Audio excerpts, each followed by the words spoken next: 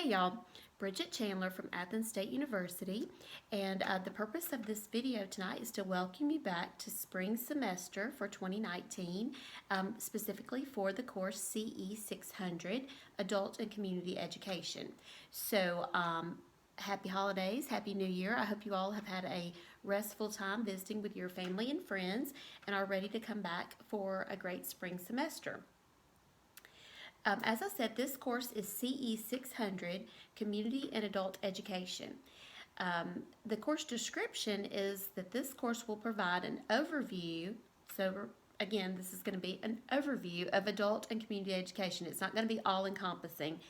And specifically in the United States, if you start ever just Googling adult and community education, there are lots of other references to other countries and what they do, and in sharing of information, but we're going to look specifically here in the United States of America. So participants of this course will review theory and principles of community education. We're going to look at case studies on quality learning experiences, funding mechanisms for adult and community education, and engagement in the community.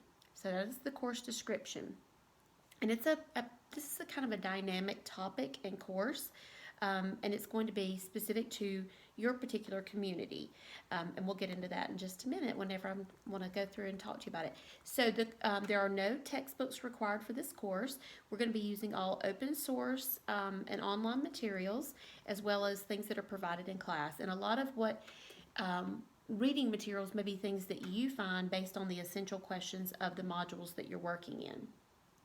All right, so the student learning outcomes, so what are you going to be able to do once you've completed this course, or hopefully have been exposed to, is explore the history of adult and community education, compare and contrast service learning and community education, design a quality learning experience as related to lifelong learning, apply for funding to support the learning experience. So we're starting to build here on what we're doing.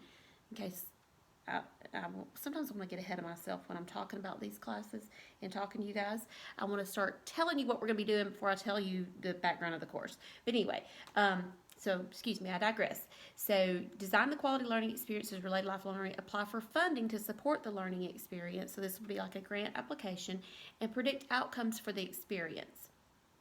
So what that means, what we're really going to be doing in this class, is divided up into 4 modules. And so over 15 weeks, we're not going to spend the same amount of time in each module, but it seems like that's kind of a few, very few modules for 15 weeks. But the topics, this is the best way I thought to chunk them. So our first module is going to be just to do what it's talking about, to explore the history of the adult and community education, and kind of define it for us, because when you start talking about adult education, just that topic alone, so many different people have so many different definitions that either come to mind of what they think we're talking about, or maybe what their experience has been in adult education, or their community experience. So for us to be able to move forward in this class, we're going to first define for our course and for our purposes adult education. We're going to define community best that we can. Adult education, community education, service learning, and even try to define what when we say a quality learning experience, because now we're moving into the realm of outside of a traditional, and we're already non-traditional, like career technical education itself is very non-traditional.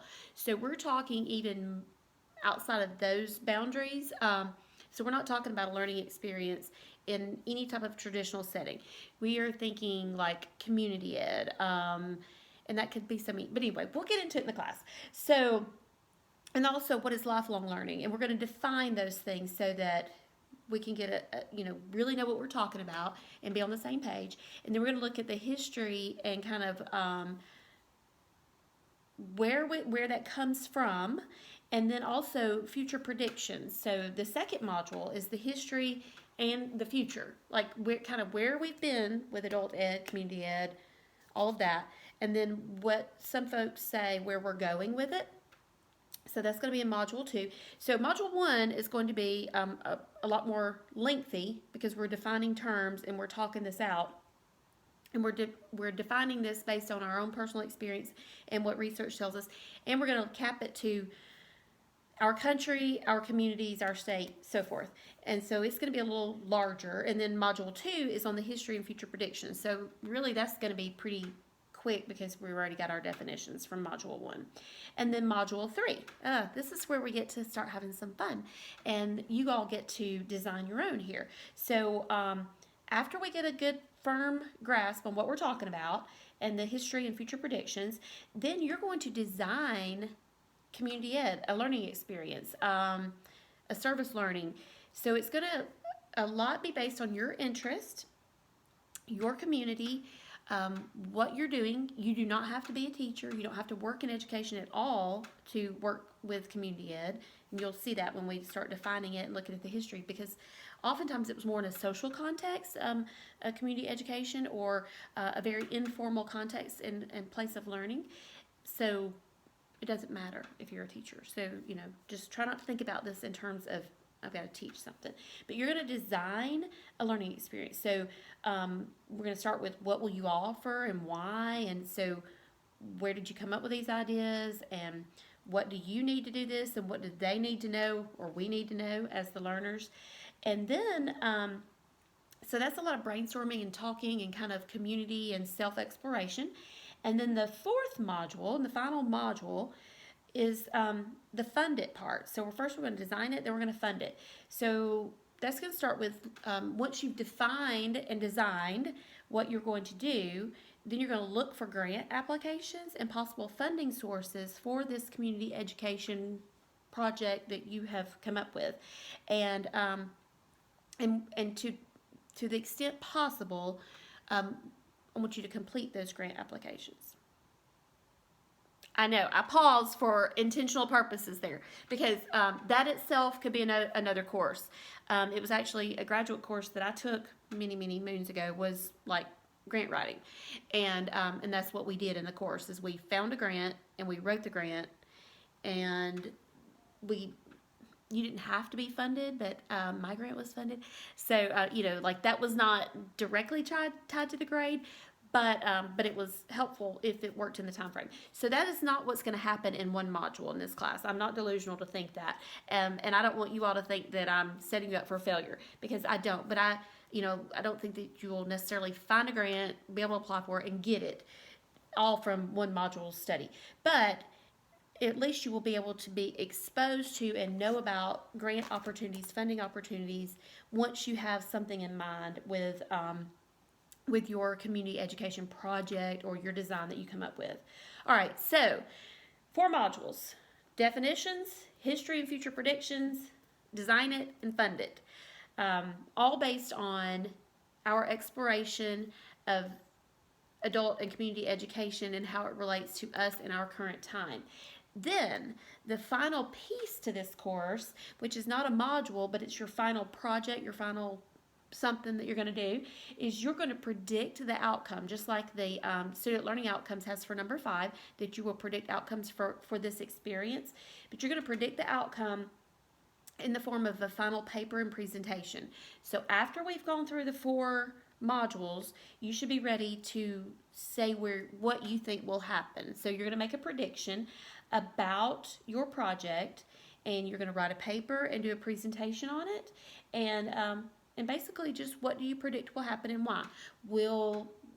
Would this be a community education course that we offered? Will people embrace this? Will it be funded? Will it be continued? Just making predictions. And it's almost like these are the kind of things that you would do in a proposal, because in a proposal, when you're seeking to start something, you have to kind of know where you're going with it. So it's kind of like coming back around full circle. After you have your proposal, then but we're going to do it as predictions at the end. And so that's it. That's the entire course in 8 minutes. But we're going to go more in depth, as I said. But again, it's still an overview. So while we're going to go in depth, it's still more of an overview. All right. And then on a final note, I didn't say this in the beginning, and I should have.